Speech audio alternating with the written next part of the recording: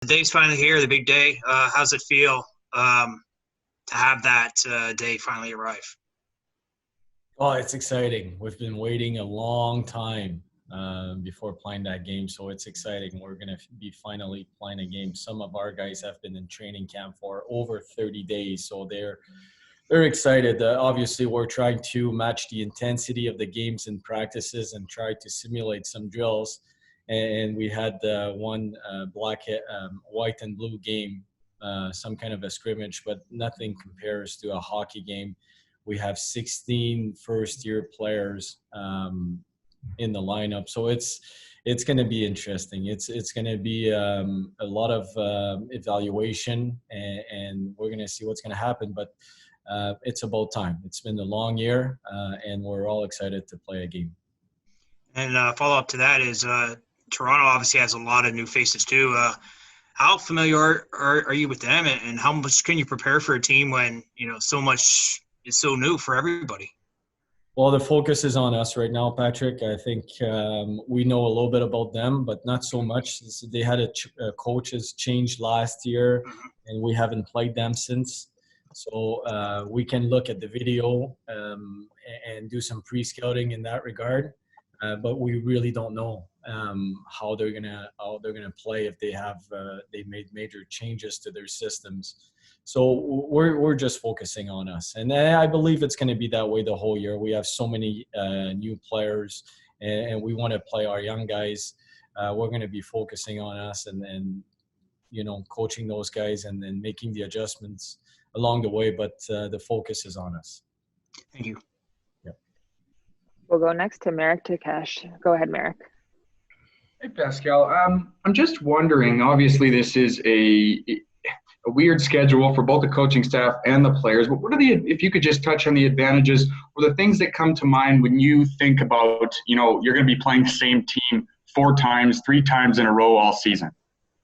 Well, it's going to look like mini playoff series to me, because you're going to get to know the opponent.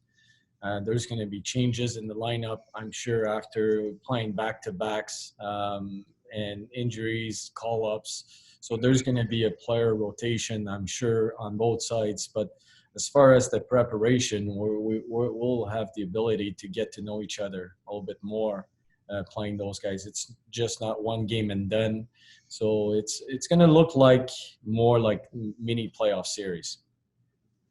And my follow-up would be, does it make it any more kind of exciting for you guys tonight? I mean, you guys are opening up tonight, but some of the teams in the league have already played up to 5 games. Does that add any more of a little pep in your step tonight to get things going? Oh, we're just excited to play. I mean, the other teams, some teams have started already. We're looking at the scores, watching a little bit of video here and there, but the focus has been on us, like I was saying, and we're really excited. We will finally be able to play a full game with the real referees and the real opponent. It's finally there, so it's exciting, and we're just I can feel it around the team. The excitement is there. They're tired a little bit of practicing, and I understand. We've been practicing for a long time, so now it's time to play. We'll go next to Daniel Fink. Go ahead, Daniel. Coach, with so many young defensive prospects for the Jets in your lineup, how important do guys like Jimmy Olney and Ashton Sautner become for you? Big influence on the young guys.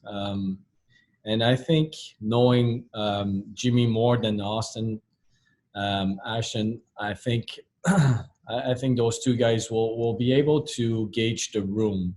But you need to understand, so with the COVID and all the protocols, our players will be in 3 different rooms. So we won't have the whole team in one room. Just maybe we have a 3-minute period where we can gather together in between periods. So it's going to be we're going to try to have leadership skills in all 3 rooms and leadership people that can manage the rooms when we're not there. But those 2 guys, obviously, they bring a lot of experience and leadership, and they can bring the emotions up if we need to, or calm people down if it's needed as well. So those 2 guys with such a young D group, skilled but young.